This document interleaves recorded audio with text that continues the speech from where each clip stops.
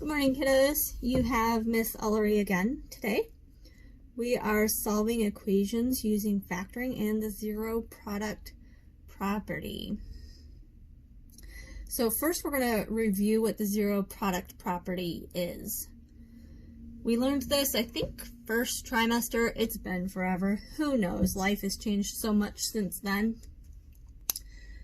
So let's review that. Given two numbers, A and B, they're any numbers, whatever numbers they are. If I multiply them together, those together and I get 0, then one of those, either the first number or the second number, must be equal to 0. I cannot get an answer of 0 by multiplying unless one of the things I'm multiplying is 0. So the next three answers are going to be the easiest ones we get, right? 4 times 0 is 0. 0 times 3 is 0. 4 times 3, 4 times 3 is not equal. Remember that equal with the line through it means not equal. 4 times 3 is not equal to 0 because one of them is not 0.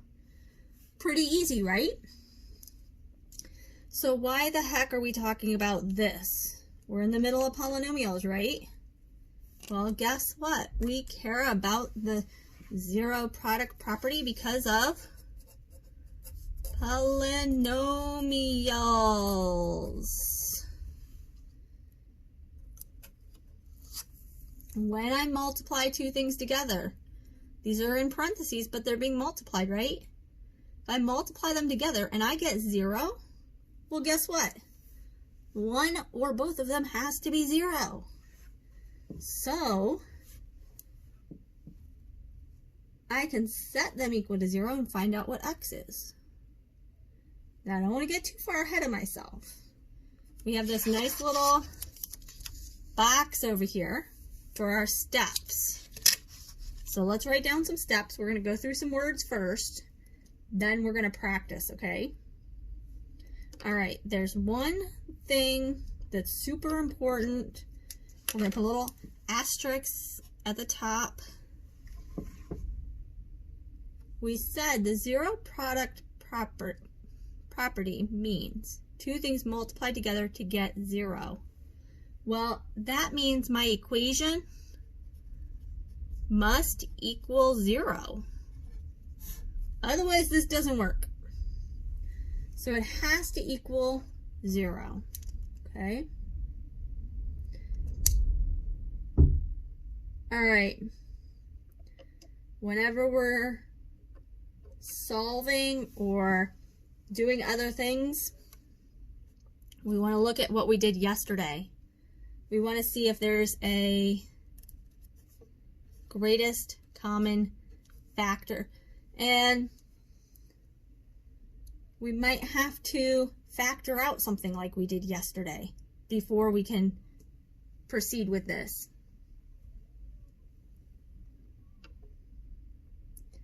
We are going to make sure it's what we call factored completely. And I think we get into that a little bit later. But we want to make sure, like I talked about yesterday, that anything inside that parentheses, I can't take anything else out. I can't factor it, make it smaller, okay? All right, so then we come to the fun part. When we've found the greatest common factor, we've factored it completely.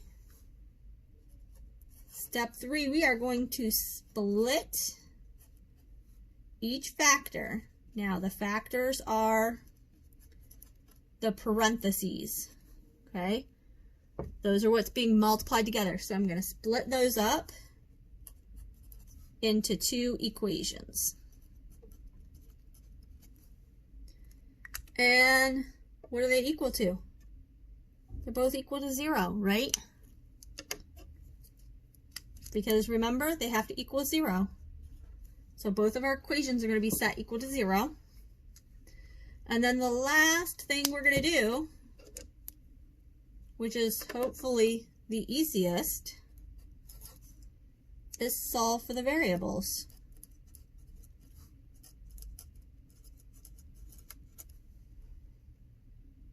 All right, so let's give this a shot and see what comes of it. Let's look at our first example. Well, we don't have to worry about the greatest common factor. It's already factored. And if I look at each one of these, x and 7, they don't have anything in common. X and -2, they don't have anything in common. I'm already at number 2. They're already factored completely. So what I'm going to do is I'm going to skip to step 3. And I am going to split each of those factors up, and they are going to become 2 separate equations, each set equal to 0. Remember, if I multiply 2 things together, they equal 0. So either that has to be equal to 0, or that has to be equal to 0. Now I can solve for x. Just like we did, remember when we did inequalities? And we had the or, and we drew our big line, and we had them separate? We're going to separate these and solve them completely separate. So I am going to subtract 7 from both sides of this equation, which gives me x equals -7. Then on this side, I'm going to add 2 to both sides. So I'm going to get x equals 2. Now both of these are my answers. I have 2 different answers. If I plugged in -7 for both x's, -7 plus 7 is 0. My answer is 0. It doesn't matter that this would give me -9. Same thing if I plug in 2. It doesn't matter that this is 2. It doesn't matter that this is 9, because this part, 2 minus 2 is 0, and the whole thing would be 0. So both of them are my answers. Okay? All right, let's try some more. Again, it's kind of factored for me, isn't it? It's equal to 0, x minus 11, x minus 9. They don't have a greatest common factor. There's nothing I can factor in there, so I'm going to skip right to step 3. I'm going to take this parenthesis and set it equal to 0. And I'm going to take this parenthesis and set it equal to 0. And then I'm going to solve. Add 11 to both sides over here. So x equals 11. And over here I'm going to add 9 to both sides. So x equals 9. Again, 2 answers. Okay. All right, we're going to make it a little more tricky. Let's look at this one. Well, actually, I'm already factored. I don't have to worry about the greatest common factor yet. I don't have to factor it yet. All I'm going to do is take this parenthesis and this parenthesis and set them both equal to 0. And it really doesn't matter that there's a greatest common factor here. I don't want to factor it more and get myself more confused. So I can just set that equal to 0 and just solve it right there. Okay? This one's going to take a few more steps. I've got to subtract 6 from both sides.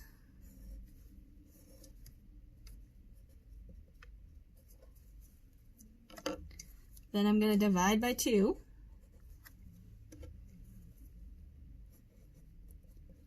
So D equals -3. But I'm not done. I'm going to come over to this other side. Oops, I forgot to set it equal to 0. Add 15.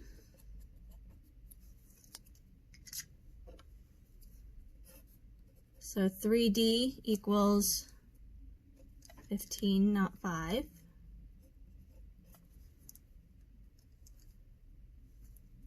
Divide by 3 on both sides. So D equals 5. 2 answers. Okay. Those 3 examples are ones where we can just skip right to 3. They're already factored. I set each factor equal to 0 and I solve them for the variable. I get 2 answers.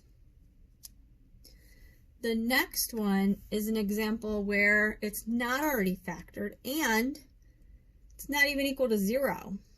So I have to do a pre-step. Before I can do anything else, I need to get a 0 over here. So I get a 0 over here by subtracting 3c from both sides. So what am I going to get over here now? I can't combine those. This is c squared and this is c. So I have to write them next to each other. C squared minus 3c equals 0. Now I'm at step 1. These are not factored. So I'm going to look for what is the greatest common factor. What goes into both? Remember, there's an invisible 1 here. So what goes into 1 and -3? Just -3. But I do have a c squared and a c. So I'm going to take a c out. And I'm going to divide both of these by c. So if I divide them both by c, what's left? C squared divided by c is c. Minus 3c, well, those cancel out. And I just have -3. Now, this doesn't quite look like the other ones, but it is factored, and it is factored completely. So the next thing I'm going to do is I'm going to take this thing that's out here by itself and set it equal to 0. That makes solving for the variable so much easier. It's already there. It's 0. But I do have to do this one. All right, c minus 3 equals 0. Add 3 to both sides. So c equals 0 and c equals 3. All right, we need to do another example like that one because that gets trickiest. And we're going to see that again and again in the future with factoring. So let's look at one more example. 4c squared equals minus 18c to the third. Well, my first problem is it's not equal to 0. So I need to add 18c to the third on both sides. All right, I know we briefly talked about standard form, and in this case, we definitely want to pay attention. Last time I didn't bring it up, but this time, because we're moving that c to the third first, we want it standard form. Remember, we want that highest exponent first. So we want 18c to the third plus 4c squared. And I don't know how strict the other teachers are with that, but I really like to have it standard form. So that's how I am going to show you to do it. All right, now I don't have them factored. So I've got to look for the greatest common factor. Look at 18 and 4. It sure would be nice if 4 went into 18, but it doesn't. I know that 2 does. And my smallest exponent is a 2. So I'm going to take out 2c squared, which means I need to divide both of these by 2c squared to find out what goes in my parentheses, what's left over. All right, 18 divided by 2 is 9. c to the third divided by c squared is c. These c squareds are gone, and 4 divided by 2 is 2. All right, we have factored. We've factored it completely.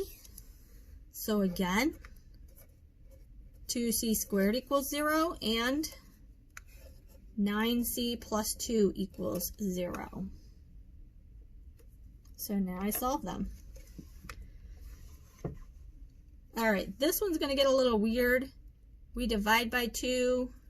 I got c squared equals 0. Well, what times itself gives me 0? Just 0.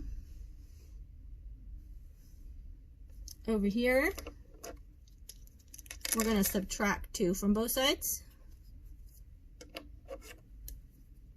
So 9c equals -2. I think some of you are getting just as uncomfortable as I am right now, because we're going to divide by 9, and 9 doesn't go into -2, and that's weird, but guess what? It's okay. Fractions are numbers too. Whoops, and I messed that one all up. Fractions are numbers too. You can get a fraction answer. It's okay. If you plugged it back in, I wouldn't want to, but if you plug it back in, you're going to get the right answer. Okay?